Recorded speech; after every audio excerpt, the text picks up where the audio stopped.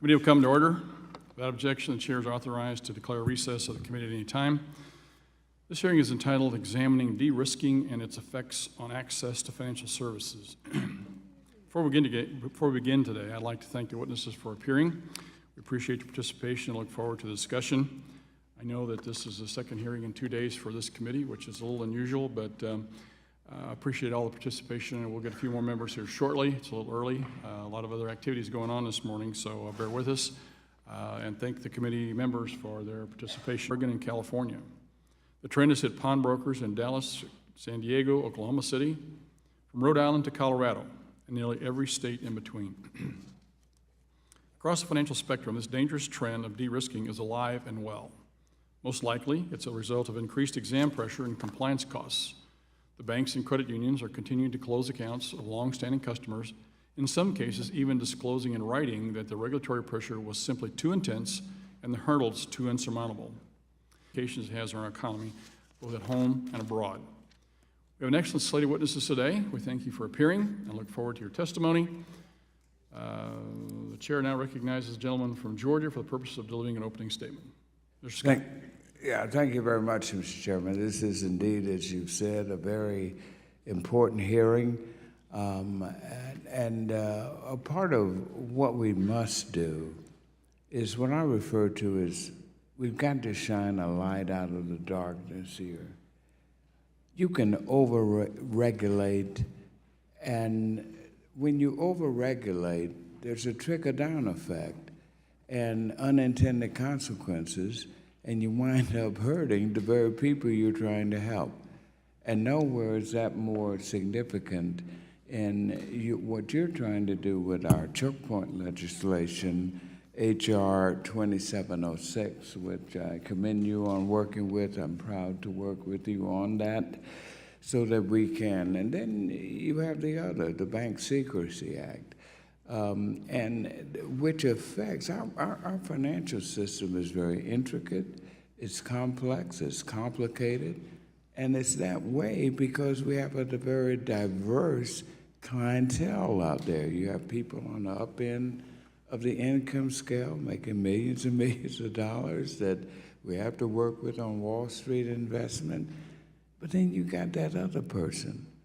You got 50, 60 million unbanked and underbanked people who, if they have an emergency surgery or they need help, all they got as a lifeline is that pawnbroker.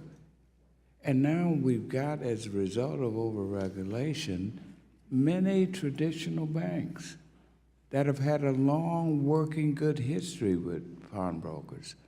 All of a sudden, we have our great banks closing their accounts because of this overregulation. So, Mr. Chairman, I think this is a great hearing. I look forward to it.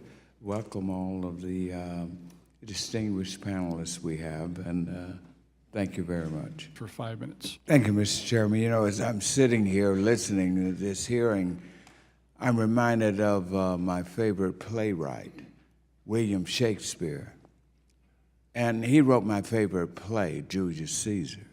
And if you all recall, you're familiar with Shakespeare, when Julius Caesar's walking through the Roman gardens with Brutus and Mark Antony, there's this woman that wails, "Beware the Ides of March."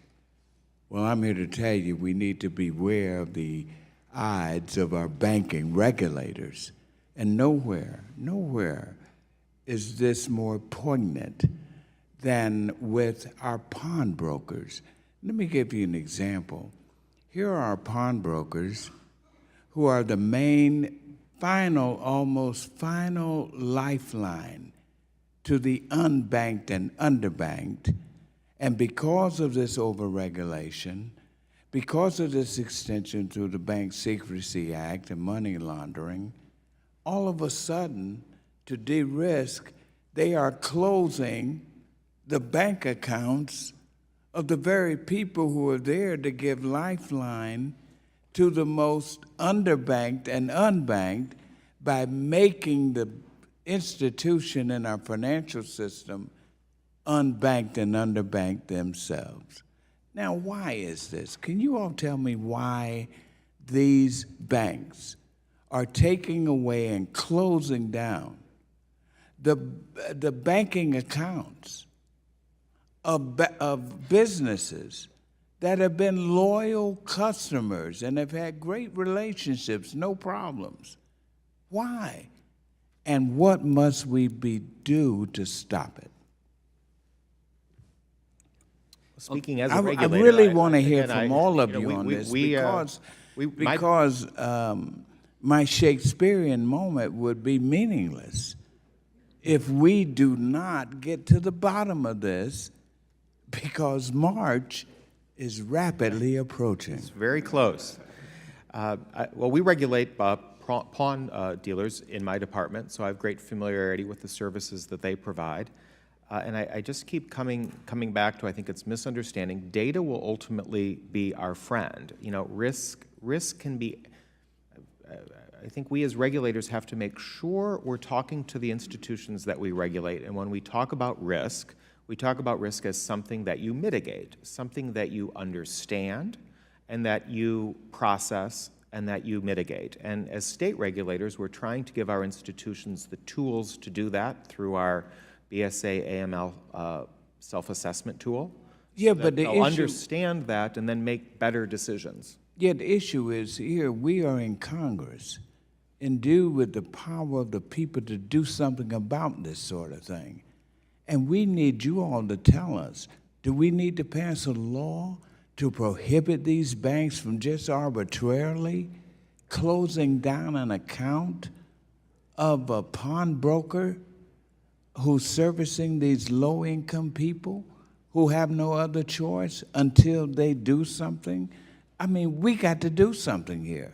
Yeah, Congressman. What must we do? Yeah, I think, Congressman, it's H.R. 2706 really that needs to continue the march toward the president's desk, because these banks that you're referring to, they don't want to shut off customers either, but they're being pressured to do so by overzealous regulators, or they have been historically.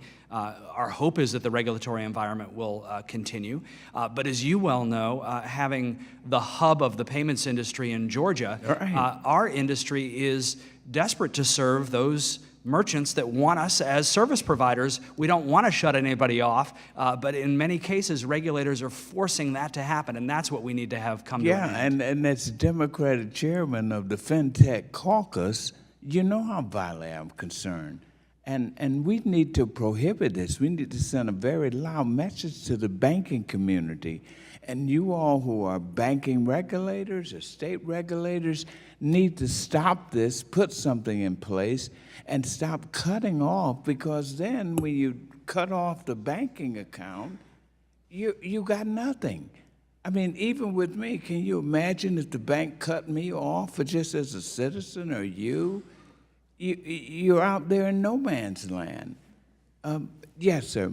I think, Ms. Arso, yeah, I think you and Thank you. I think there is a moral hazard between banks and regulators about how to tackle risk. It's you can put they put the blame on banks. The banks put the blame on regulators. The fact of the matter is that there is a problem, a serious problem of transparency and accountability on both sides, and that's what needs to be tackled at this point. And the instrument exists. Mr. Baxter, could you, because the pawn shops, real quick, thank you, Mr. Chairman, because the pawn shops are not in this by themselves. Your money machines are in this same vice, am I right? Yes, sir. And what do you think we need to do? Well, I do think that there are overzealous regulators out there. I do think that there was a misconception in business in general as to what businesses need to be targeted. In our industry, as I said, there was vetting that is done with each and every one that wants to enter into this business, own and operate ATM machines. Well, the individual vetting includes background checks, which we do a U.S. criminal report, an OFAC report, a Patriot Act search, watch list, driver's license search, bankruptcies, liens, and judgments, Secretary of State filings, U.S. sex offenders, personal credit report, business report. All of this is done through the corporation Microbilt, and my situation that my sponsoring bank highly recommended that our corporation use. We have Thank you. followed that to the T. Thank you so much, and thank you, Mr. Chair, for giving that little extra minute. And I'd like to submit this record from the National Pawnbrokers Association to the record. Without objection, and we appreciate the gentleman's passion on this issue as well. Thank you, sir. With that, we go to the gentleman from Tennessee, Mr. Kustoff, recognized. Thank you. My time has expired. Gentleman, time has expired, and we are out of witnesses, but I do have a couple of follow-up comments and questions here. For the record, in a question, Mr. Rothfuss indicated that pawnbrokers were included on the FDIC high-risk list. Let the hearing record reflect that the pawnbrokers were not included on that list. With regards to a comment Mr. Ellison made, I would like to clarify that he made something to the effect that he didn't see any coordination or sort of personal inclinations of the DOJ and FDIC folks with regards to Operation Choke Point. I would just point out that there are oversight committee reports on both FDIC and DOJ showing personal motives with documented emails between individuals in those agencies that there were personal motives and there were personal actions taken as a result of that.